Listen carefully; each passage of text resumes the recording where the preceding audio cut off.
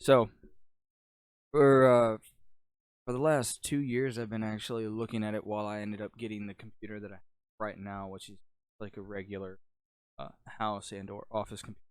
I've been looking in gaming, and I didn't quite know exactly which way to go with it. If I wanted to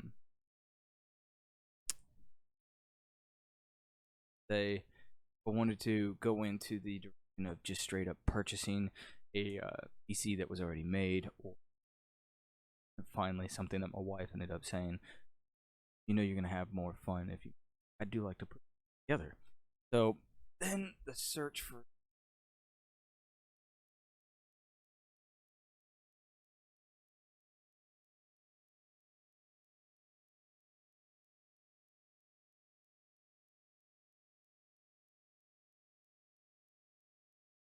got a cheap.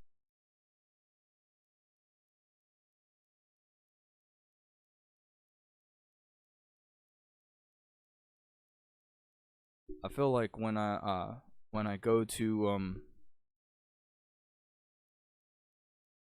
when I go to actually put it on desk once I've gotten some more, probably gonna be making purchases every month to uh put more computer parts and components to this. This is something.